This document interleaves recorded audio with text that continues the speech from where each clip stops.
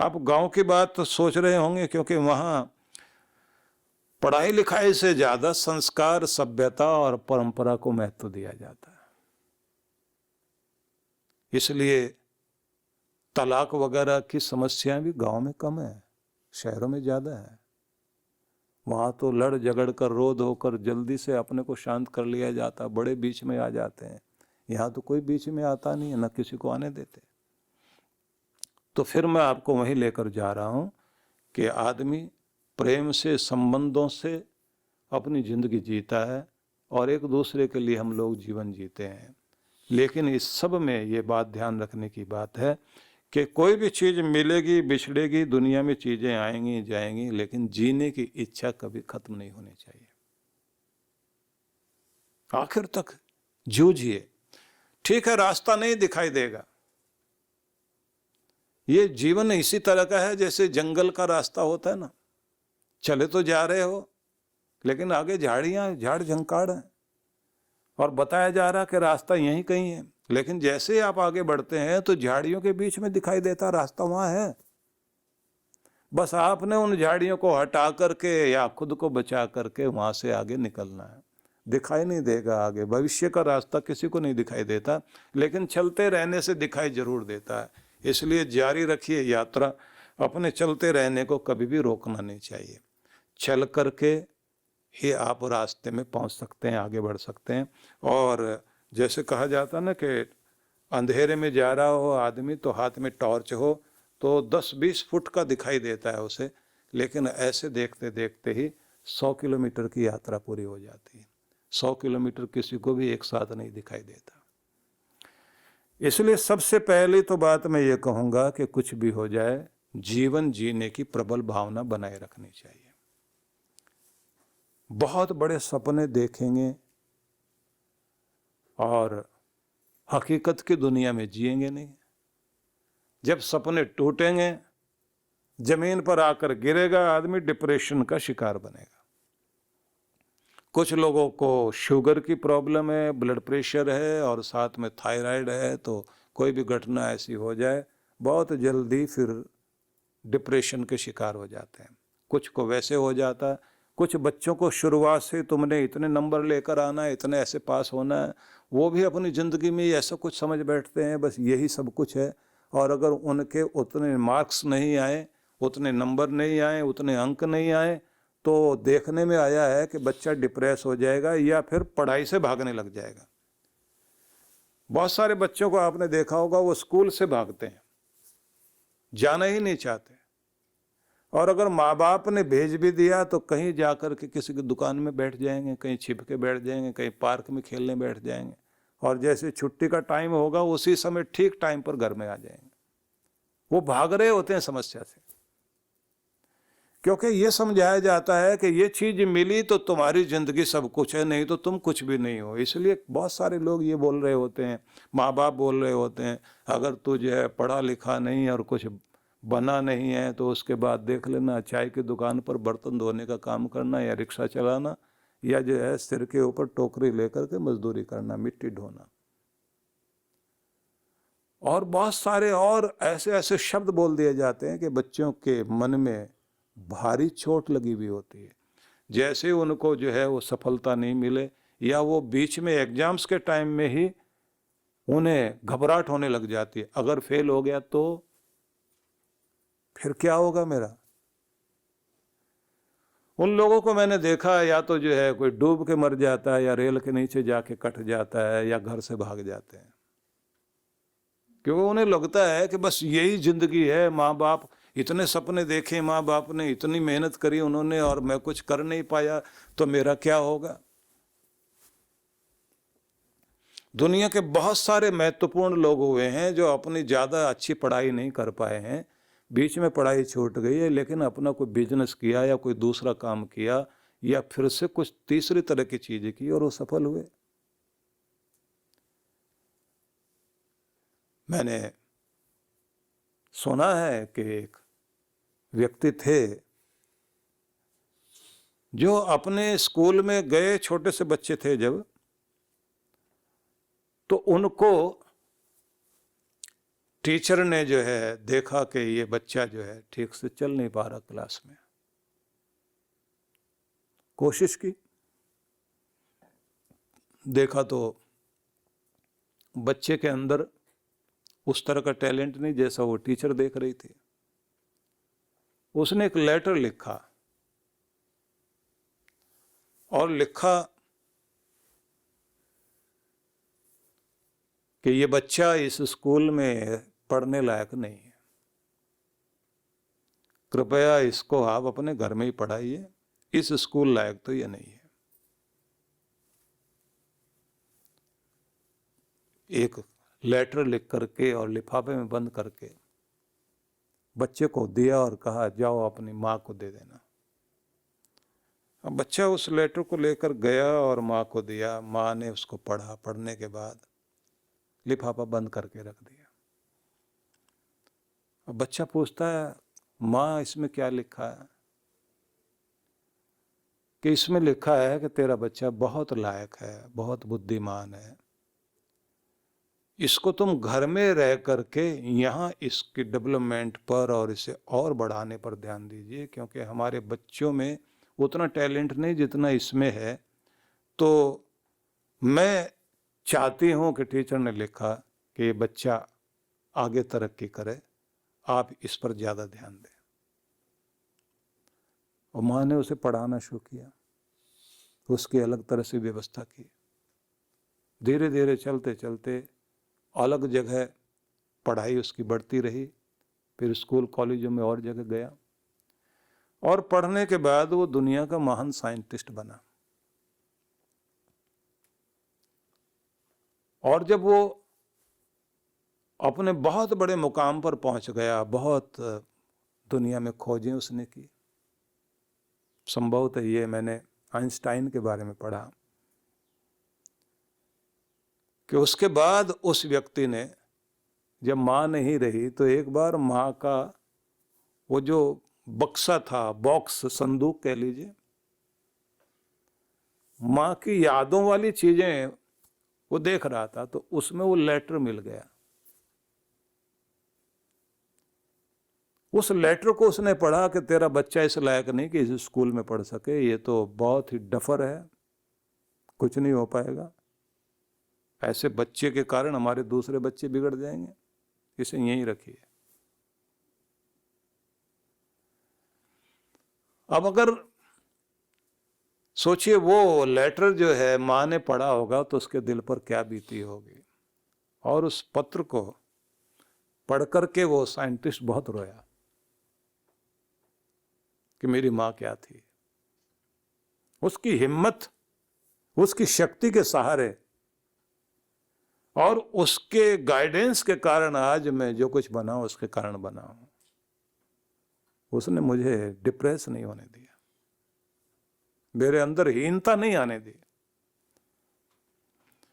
तो फिर हम लोग वहीं पहुंचते हैं कि जीवन को शक्ति देने वाले जो लोग हैं, आपकी जिंदगी को बनाने वाले, वो आपके लिए बहुत कीमती है। तो सबसे पहले तो जीवन का मूल्य समझें, मूल्यांकन करें। आप बहुत कीमती हैं इस धरती पर, कुछ भी कीमती होगा तो वो सबसे ज्यादा आपकी जिंदगी कीमती है।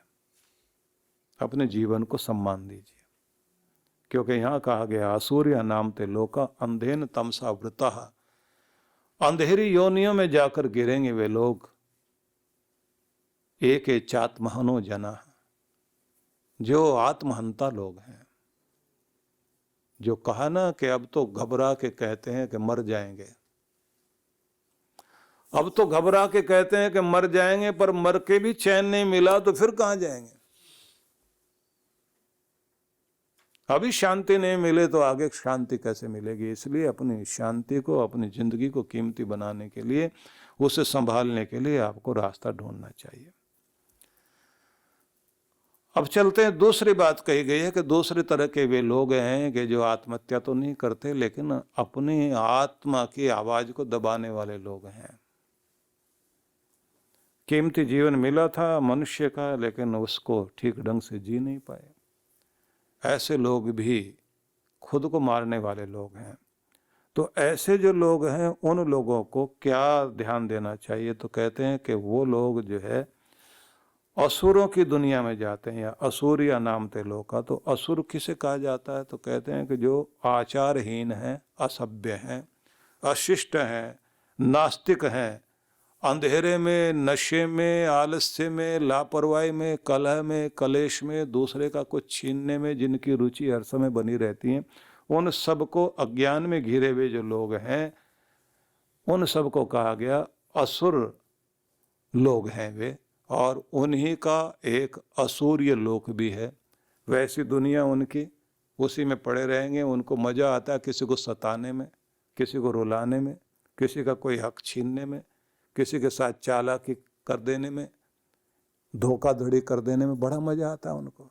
वैसा एक ग्रुप उनका बना होता है, वैसा गैंग बना होता है। बैठेंगे, हंसेंगे, बोलेंगे आज हमने ये किया। दूसरे को वो बकरा समझते हैं कि आज मैंने उसको ये करा, वो करा। तो ऐसे लोग, अपनी आत्मा की आवाज़ को दबाकर खुद को मारने वाले लोग, तो उनको कहा गया है कि उनका जीवन अभी भी अंधेरे में रहा है और मरने के बाद भी वो अंधेरी योनियों में जाकर गिरते हैं। तो सबसे पहली बात तो ये ध्यान रखनी है कि अपनी आत्मा की आवाज़ को दबाना नहीं। वो क्या है? कुछ भी आप बुरा करते हैं तो अंदर से आवाज़ आती है कि ये ठीक नहीं है। जब तक आपके अंदर की आवाज़ काम कर रही है तब तक समझ लेना कि आपके अंदर कहीं ना कहीं धर्म जिंदा है। और जिस दिन ये आवाज़ आप दबा बैठते हैं और अपने अंदर की आवाज़ सुनना बंद कर देते हैं, समझ लेना चाहिए कि अब आपके अंदर अंधेरा बढ़ने लग गया और तामसिकता आपकी ज़िंदगी में बहुत अधिक हो गई। और उससे ज़्यादा दस्यु वाला रूप तब हो जाता है जब व्यक्ति जो है वो शर्म लिहाज छोड़ बैठे और बड़ों का सबके सामने अपमान करे। और फिर वो लोग जो हैं, जो आपने देखा है कि बसों के अंदर सब लोग बैठे हुए हैं, वहीं हरकत करेंगे, लड़ने मरने को तैयार हो जाएंगे, गंदी हरकतें उनकी जारी रहती हैं, और उसके बाद भी शर्म नहीं होती बिल्कुल भी। उनके सामने तो जैसे पशु जो है डंडों से ठीक किए जाते हैं, डंडे से चलाए जाते हैं, तो ऐसे लोग डंडे से ही ठीक रहते हैं। उस समय वो बड़े विनम्र होते हैं। जहाँ कोई शक्तिशाली दिखाई देता है उनको देखकर नम्र दिखाई देते हैं। तो निवेदन ये है कि हमें अपनी आत्मा की आवाज़ को दबाना नहीं चाहिए। तो आत्मा को जो भूल बैठे, क्षुद्र जीवन जीते रहे, आध्यात्मिक जीवन से रहित रहे, आलोक विहीन जीवन जिन्होंने जिया, तो ऐसे लोगों को भी कहा जाता है कि वह आत्महन लोग हैं, आत्म को अपनी उसकी आवाज़ को दबा रहे हैं। तो दो तरह के लोग हैं इस दुनिया में। एक को कहेंगे आत्महंता लोग, दूसरों को कहेंगे आत्मविज्ञाता लोग, आत्मा को जानने वाले लोग, स्वयं को जानने वाले लोग, जो अपने को जाने बिना इस दुनिया से चले गए। हम कौन हैं, हम क्या हैं, हम किस लिए हैं, दुनिया में क्यों आए हैं, जिंदगी क्यों दी गई थी, जीवन का प्रयोजन क्या था, इसको जिसने समझ लिया और उस तरह से जीवन जिया तो वो जीवन कीमती माना जाता है। और जो ये सब को नहीं समझ पाया, अज्ञान में ही जीता रहा, दूसरों को परपीड़ा देने में ही जिसको आनंद मिलता रहा, ऐसा व्यक्ति जो अज्ञान से भरा हुआ था, तो ऐसा व्यक्ति स्वयं को भी पीड़ा दे रहा है। क्योंकि जहां वो पहुंच सकता था नहीं पहुंच पाया। एक शॉर्टकट जिंदगी जीते जीते अपने आप को बहुत नीचे लेके चला गया। तो हमें ये बात ध्यान रखनी चाहिए कि सबसे पहले तो खुद को जानना, खुद के स्वभाव को जानना, हम कौन, हम क्या, हम किस लिए, हम कहाँ से आए, कहाँ हैं, कहाँ हमें जाना, जिंदगी का लक्ष्य क्या है, ये जो प्रश्न है इनका उत्तर खोजना चाहिए। तो जानना चाहिए हम कौन, मतलब ये शरीर ही हम नहीं है, इसके अंदर रहने वाली जो आत्मा है वो हम हैं। शरीर का भोजन हमने ढूंढा, शरीर का इंतजाम हमने किया, लेकिन अपनी आत्मा के लिए कुछ भी नहीं कर पाए। फिर ये भी ध्यान रखना, इस दुनिया में सुख दुख भोग रहे हैं अपने कर्मों के कारण, क्योंकि जब भी व्यक्ति शरीर छोड़ेगा तो उसके साथ में उसके अच्छे बुरे कर्म चलेंगे और वही भाग्य बनेंगे या दुर्भाग्य बनेंगे। आगे फिर वही आंसू लेकर आएंगे या मुस्कान लेकर आएंगे। तो इसलिए जिसने खुद को जान लिया तो वह पूरी कोशिश करेगा कि अब भी आनंद में जीना और आगे भी। तो उसके लिए क्या करना चाहिए? तो इसके लिए एक चीज है जो बड़ी महत्वपूर्ण है, जिस पर मैं आपका ध्यान दिलाऊंगा। एक तो अपने आप को इस यूनिवर्स से कनेक्ट करने के लिए हर दिन थोड़ी देर शांत होकर आंखें बंद करके ध्यान में बैठना चाहिए, और फिर पूरे यूनिवर्स का जो स्वामी है और उसकी जो एनर्जी चारों तरफ बह रही है उसके साथ स्वयं को कनेक्ट करें। तीसरी चीज होती है कि खुद को भी जानें और आत्मविश्लेषण करें। मेरी आदत क्या, मेरा व्यवहार क्या है, इस दुनिया में मेरा लक्ष्य क्या है और परलोक का मेरा लक्ष्य क्या है, इस सब को ध्यान में रख करके जिन लोगों के पास स्पष्ट गोल होता है वो जिंदगी में सफल होते हैं। ज़्यादातर लोगों के पास, अमेरिका में एक सर्वे हुआ जिसमें ये बात आई कि अपना एम, अपना टारगेट, अपना गोल, अपना उद्देश्य, अपना लक्ष्य समझने वाले जो लोग हैं वो कितने होंगे। तो दुनिया का जिसको आप सुपर पावर कहते हैं उस देश की स्थिति समझ लीजिए कि 3% लोग ही ऐसे थे जिनके पास में अपना स्पष्ट एकदम क्लियर गोल सामने था। ज़्यादातर तो लोग वे कि नहीं, पता नहीं क्या है क्या नहीं है, जो बन जाएंगे हो जाएगा वही ठीक है। तो हर दिन आप अपने लिए एक अफर्मेशन प्रयोग कीजिए सवेरे उठते ही कि मैं इस प्रभात वेला का प्रसन्नतापूर्वक स्वागत करता हूँ। यह अमृत वेला मेरे लिए हर दिन एक नया उपहार लेकर आती है। आज के अवसरों को मैं पहचान रहा हूँ, मैं प्रसन्न हूँ, आनंदित हूँ, साहसपूर्ण जीवन जीता हूँ।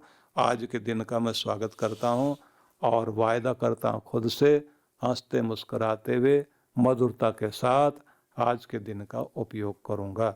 और आपको कहना चाहिए मैं खुद से प्यार करता हूँ और हर दिन समृद्धि की ओर जा रहा हूँ, परमात्मा के दिए हुए हर चीज़ के प्रति आभारी हूँ, और जिन गुरुजनों की कृपा से मुझे रोशनी मिली है, ज्ञान मिला है, मैं उनके प्रति भी आभारी हूँ। जिन माता पिता ने मुझे पोषण दिया और यहाँ तक पहुँचाया, मैं उनके प्रति भी धन्यवाद करता हूँ। मैं ईश्वर का धन्यवाद करता हूँ जिसकी कृपा हर पल मेरे साथ है। ऐसे बैठकर हर दिन जो है आप अच्छा चिंतन करें और संगीत सुने, तनाव से दूर रहें, स्वयं को स्वस्थ रखें, अच्छी नींद लेना शुरू करें, तो आप एक अच्छी जिंदगी जी सकेंगे। सद्गुरु श्री सुधांशु जी महाराज द्वारा मानव सेवा को समर्पित संस्था विश्व जागृति मिशन वर्ष 1991 से धर्म, समाज एवं मानवता की सेवा में संलग्न है।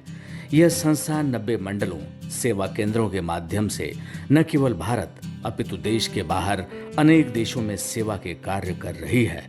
संस्था की स्थापना से लेकर अब तक विगत 30 वर्षों में जहां लोगों को सन्मार्ग पर प्रेरित करने के उद्देश्य से गुरुवर ने 7000 से अधिक प्रवचन दिए हैं, वहीं देश के राज्य की राजधानियों व प्रमुख नगरों में लगभग 40 आश्रम, 25 मंदिर, सत्संग भवन व ध्यान साधना केंद्रों का निर्माण हुआ है। दिल्ली में करुणा सिंधु धर्मार्थ अस्पताल एवं फरीदाबाद के आरोग्य धाम अस्पताल में लाखों जरूरतमंद रोगियों का उपचार व ऑपरेशन किया गया है।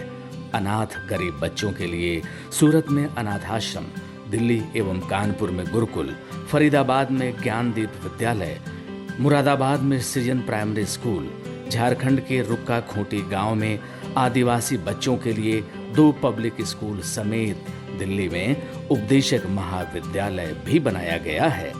इन शैक्षणिक संस्थाओं में लगभग 2500 बच्चों को शिक्षित व संस्कारित किया जाता है। दिल्ली के आनंद धाम आश्रम में जहां वृद्धाश्रम एवं वानप्रस्थ संचालित हैं, वहीं आश्रम की कामधेनु गौशाला में 125 गौओं की सेवा की जाती है। कामधेनु गौशाला की तरह ही देश के प्रमुख नगरों में 7 अन्य गौशालाएं भी संचालित हैं। साथ ही पूजा पाठ, यज्ञ अनुष्ठान से लोगों में धार्मिक भावना जागृत की जाती है। ओम अग्नये सप्तजिह्वाय स्वाहा, ओम अग्नये हव्यवाहनाय स्वाहा, ओम अग्नये शोधनजाताय स्वाहा। गरीब जरूरतमंद महिलाओं को सक्षम बनाने के लिए जहां कई तरह के प्रशिक्षण दिए जाते हैं, वहीं गरीब कन्याओं के विवाह में सहयोग भी किया जाता है। प्राकृतिक आपदा जैसे कि बाढ़, भूकंप, तूफान आदि में जहां मिशन द्वारा प्रधानमंत्री राहत कोष में सहयोग किया जाता है, वहीं जैसे वर्तमान में चल रही महामारी कोरोना संकट काल में जरूरतमंदों को भोजन, राशन किट व सांसों के संकट से जूझ रहे जरूरतमंद मरीजों को देश विदेश से मंगाकर ऑक्सीजन कंसंट्रेटर बांटे गए। मानव सेवा को ईश्वर भक्ति मानते हुए सेवा परमो धर्म के भाव से विश्व जागृति मिशन के सेवा कार्य निरंतर जारी हैं। आइए मिशन के सेवा पथ पर बढ़ते कदमों में कदम से कदम मिलाकर चलें और मानवता की सेवा में दान सहयोग कर पुण्य के भागीदार बनें।